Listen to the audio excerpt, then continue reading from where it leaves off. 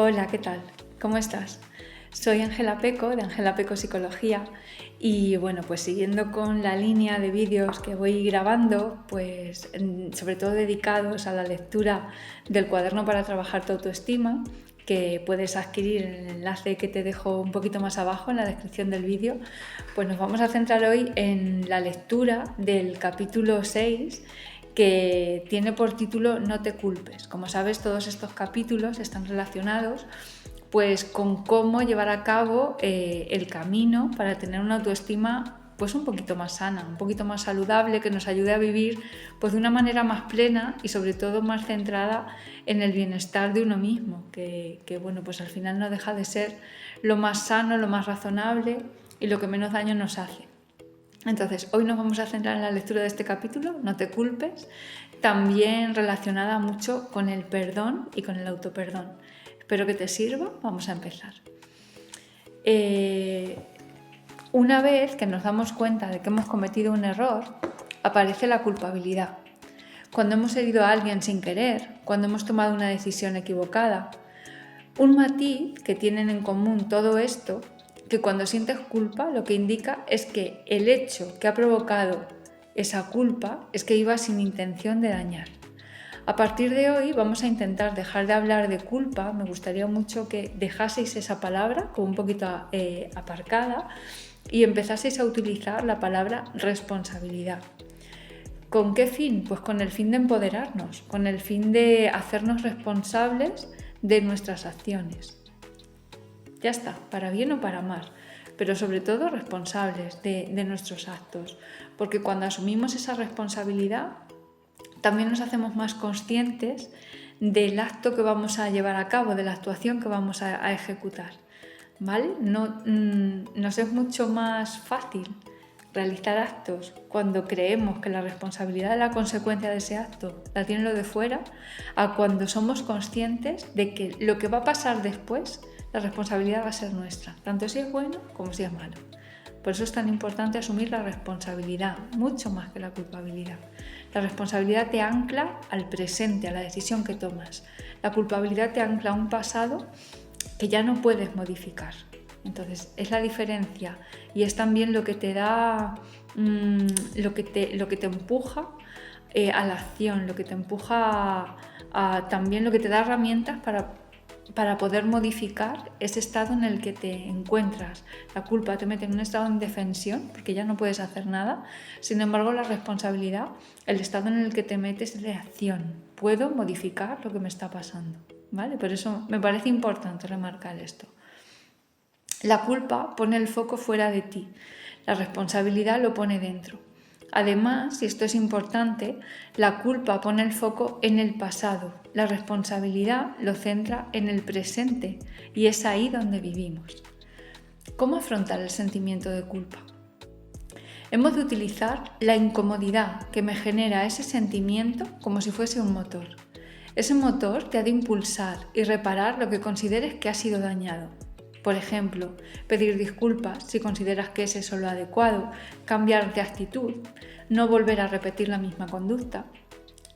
Es decir, la culpabilidad me tiene que servir como motor, bien para modificar algo que he hecho y que sé que ha dañado y con eso reparo, o bien para modificar mi actitud de cara a un futuro que vuelva a pasar una situación similar. Así es la alquimia de la psicología, es decir, transforma el plomo en oro y transforma un sentimiento negativo en una oportunidad positiva. Pero si sientes que ese sentimiento lo único que hace es estancarte, la culpa lo único que hace es estancarte, que no logras transformar ni cambiar tu estado y que ese dolor psíquico es el responsable de que tu autoestima baje, entonces tenemos que profundizar un poquito más. Hemos de adentrarnos en qué patrones dirigen tu pensamiento. Puedes estar dentro de un patrón de pensamiento que seguramente es heredado, que hace que sientas culpabilidad en muchas ocasiones, incluso cuando tú no eres responsable directo de lo que está sucediendo. Imaginaros lo neurótico de esto, ¿no? Ahí hablamos de un complejo de culpa. ¿Pero qué es el complejo de culpa? Te estarás preguntando. Pues podríamos definirlo como sentimientos de culpa intensos, y frecuentes que te paralizan, a la persona. Para salir de este bucle, la opción es orientar la emoción para arreglar la situación. Pero normalmente entramos en parálisis, somos incapaces de hacer nada que nos haga salir de ese círculo en el que nos encontramos. ¿Por qué? Porque, como hemos estado comentando en otra ocasión, somos nuestros peores enemigos, nuestros peores verdugos. Como consideramos que nos hemos portado mal, lo lógico es que merezcamos un castigo. Esa es nuestra forma como patológica, ¿no? de pensar, y es un poco el mecanismo que utilizamos con la culpa. Esa es una creencia que quiero que observes si puede estar arraigada con fuerza a nivel de tu subconsciente. Hemos de desenmascararla para poder afrontarla, porque si no lo ves es muy difícil que tú puedas afrontar nada en relación a eso.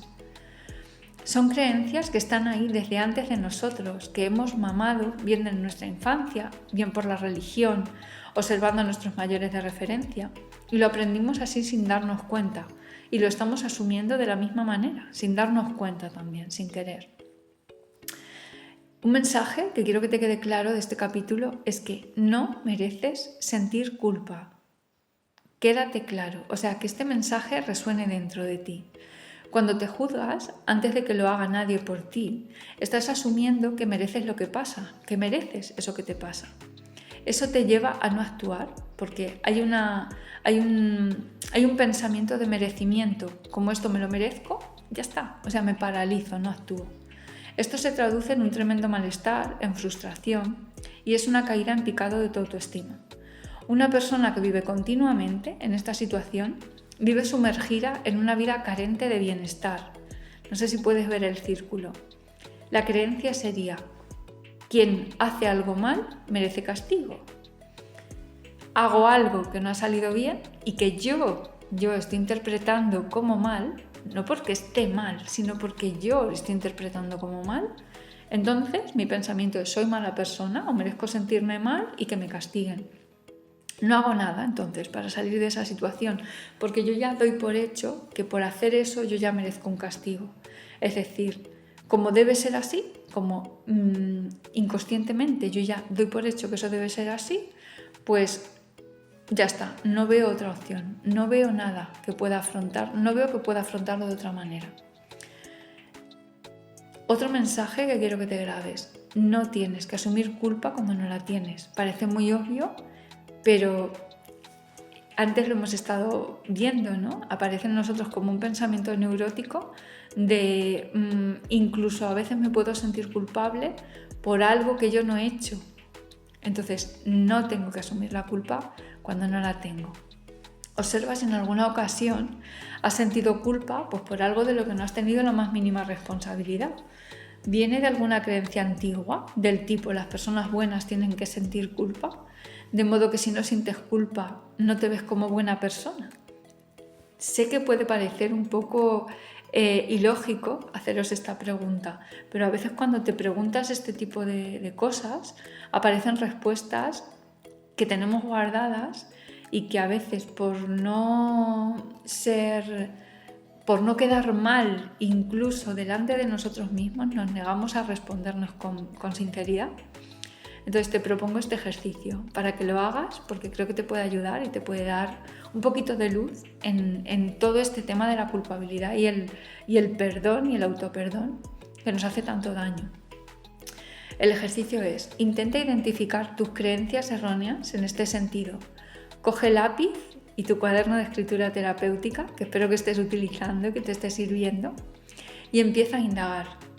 ¿Existe miedo a no ser aceptado por tu familia o por tu entorno más directo? ¿Tienes miedo en esa situación a que no te acepten? ¿Creciste en un ambiente donde el sentimiento de culpa estaba como muy a flor de piel también? ¿Has escuchado en tu infancia algo que te haga recordar que sentir culpa es de buenas personas? Porque eso está muy arraigado. Algo del tipo: cómo lloraba la pobrecita, o desde que murió su padre no ha vuelto a ser la misma. Busca en tu historia y ve quitando velos, ¿vale? A todo eso, ve recordando. La relación entre la culpa y la autoestima es directamente proporcional, y os explico por qué. A peor manejo del sentimiento de culpa hay niveles más bajos de autoestima. Cuanto peor manejo la culpa, más baja tengo mi autoestima. El merecimiento aquí es como la idea central. Cuando sientes que mereces algo, acuérdate del círculo vicioso del que hemos hablado antes. Cuando yo siento que me merezco eso que me está pasando, que merezco ese sufrimiento, que merezco ese dolor por algo que hice y que considero que está mal, cuando siento que lo merezco, entonces lo acepto. Es decir, el merecimiento me lleva a la inacción, tanto para bien como para mal. Si sientes que mereces ser castigado, lo aceptas. Y si en cambio el foco de ese merecimiento lo pongo en que merezco bienestar, alegría, felicidad o paz, pues haré lo posible también para buscar eso seguro. Vale, pero todo empieza en donde pongo la atención de lo que merezco. Quiero que sigas con este ejercicio y que sigas buscando un poco cómo es tu sentimiento de culpa. Define qué culpa tienes. Y estas preguntas te pueden ayudar, ¿no?, a aclararlo. ¿Cuándo sientes culpa? ¿Te ves impulsado a arreglar lo que te provoca esa culpa? ¿Qué te hace sentir la culpa? ¿Miedo? ¿Frustración? ¿Ira? ¿Tristeza? ¿Estrés? ¿Ansiedad? ¿Qué sientes cuando sientes culpa? ¿Con qué frecuencia te sientes culpable? ¿Es ocasionalmente? ¿Es alguna vez? ¿Es solo en hechos puntuales? ¿O siempre te sientes culpable? ¿Y qué consecuencias ha traído a tu vida esa sensación? ¿Qué piensas que debes cambiar? ¿La culpa te ayuda a sentirte mejor persona? Y aquí te pongo entre paréntesis que seas sincero contigo mismo o contigo misma, porque por lo que hemos dicho antes, a veces tenemos una deseabilidad social tan alta de cara a los demás que incluso también la tenemos hacia nosotros mismos y ahí nos estamos engañando. ¿Puedes mejorar la situación que está pasando si continúas con ese sentimiento de culpa? ¿Te ayuda la culpa a mejorar lo que pasa?